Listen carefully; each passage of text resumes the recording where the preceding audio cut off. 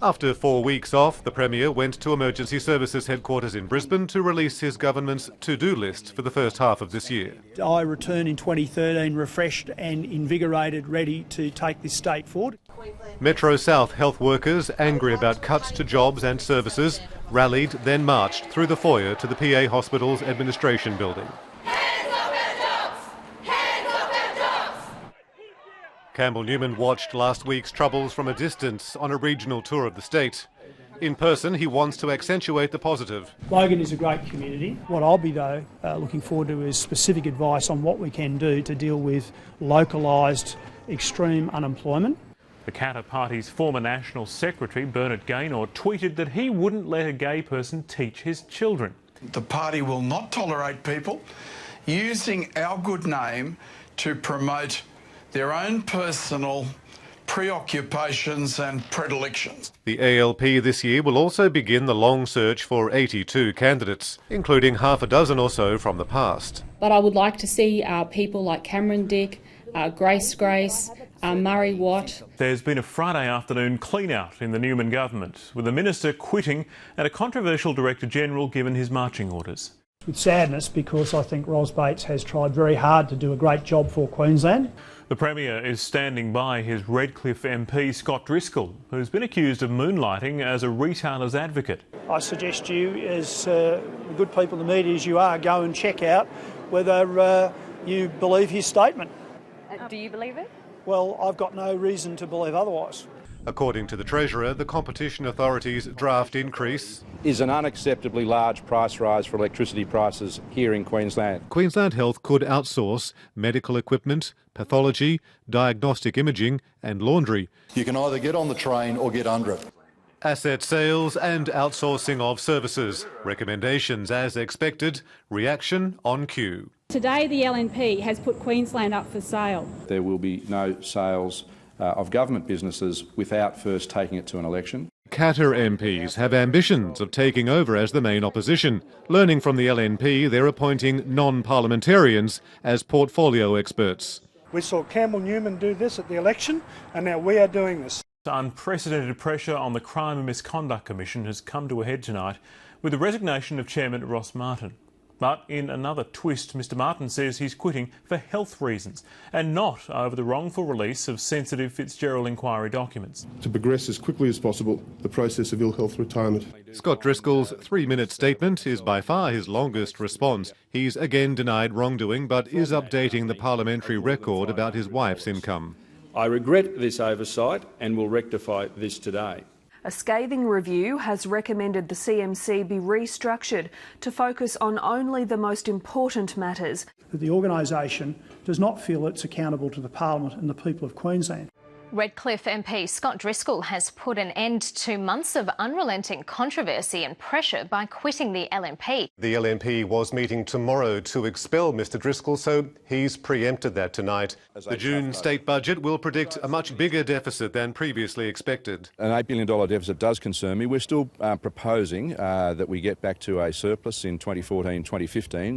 The state government has rejected Peter Costello's recommendation to sell all major electricity assets. Instead of selling the farm, we'll be looking at innovative ways to draw the best possible returns. Distribution and transmission assets won't be sold. They won't make the really big inroads. However, power stations could be sold and the ports of Gladstone and Townsville might be leased out if voters agree. A commission of inquiry will examine the LNP's suspicions about the management of Queensland racing under the Beattie and Bligh governments. Too many complaints to the government for us to ignore this any longer.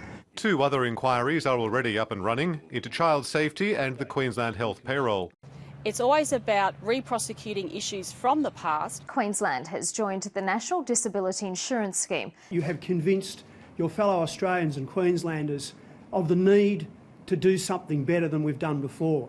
400 community representatives, business leaders and politicians will begin a special discussion tomorrow. The Queensland plan will take at least 6 months to formulate. What are the questions that have to be answered? A huge rise in power prices will be even higher than expected. Electricity bills for many households will go up from July by 22.6%.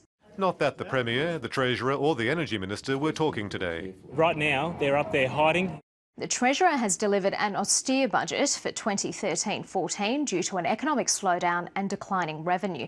This mid-term budget is a no-frills, bare-bones affair with no new household measures to protect them from the cost of living and some pain for business as well. Not in the style of former Labor state budgets going around with shiny baubles out there. This is a hard work, taking the ball up the middle, doing the hard yards budget.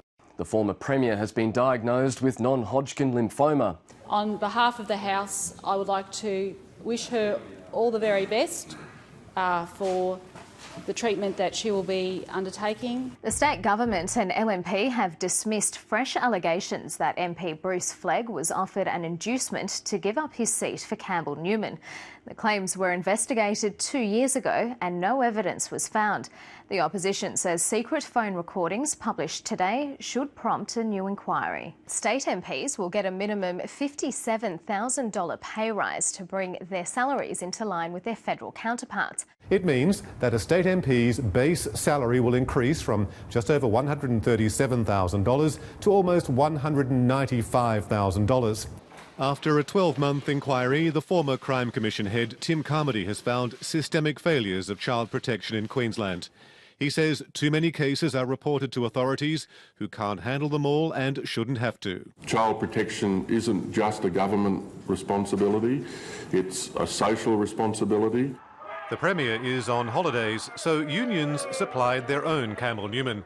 They showered the fake Premier with fake money, contrasting the 42% political pay rise with the 2.2% on offer for public sector workers. Back from holidays, not with souvenirs, but with a plan. Today, I'm going to sort out this mess. Parliament will break the connection to federal MPs' salaries.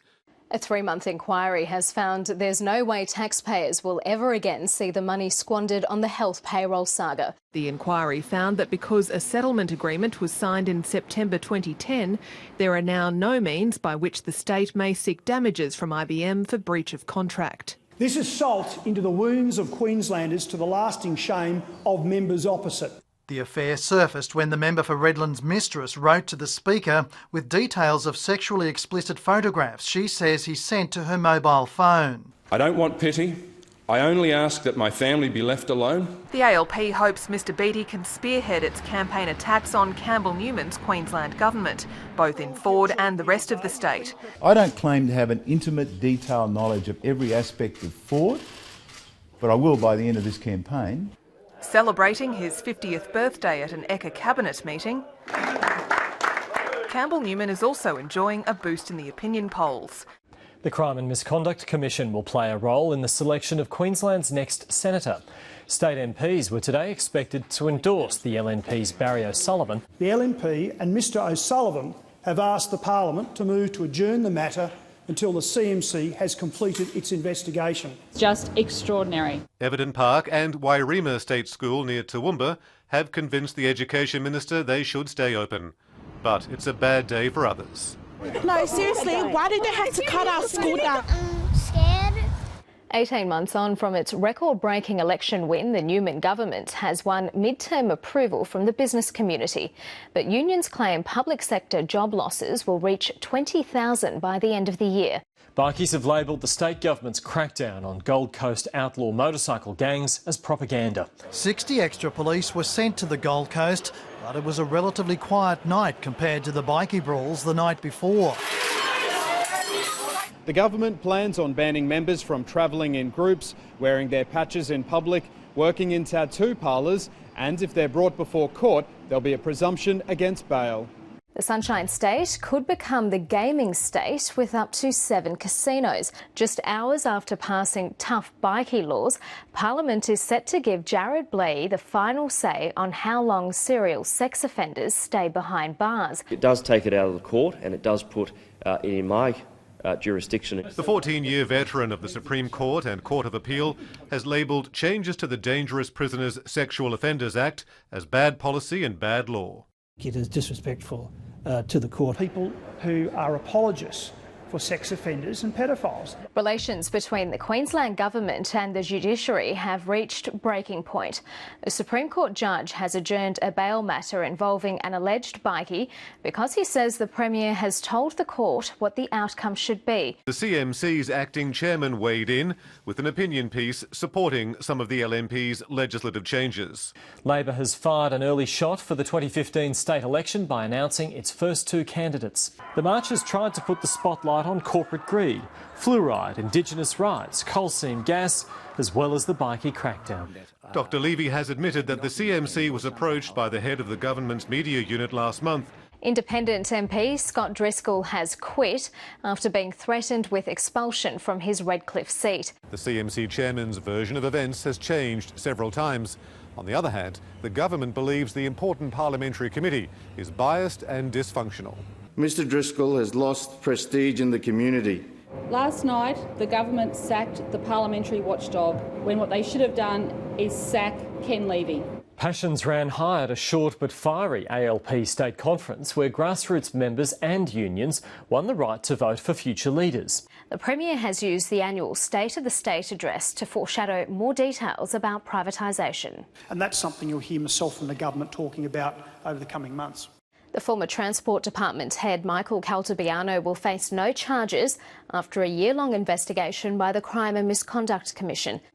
The state government has begun a surprise legal move to compensate taxpayers for the health payroll debacle. Farden's release was a double blow for the Attorney-General. Jared Blade didn't want the serial rapist out, and the Court of Appeal scuttled his backup plan to invoke the new Public Interest Declarations Bill. It's likely power bills will go up by around $200 next year. No one seems to be able to stop the relentless annual increase in power prices. The update shows that our costs are holding pretty true to our budget. Thanks, everyone. Merry Christmas.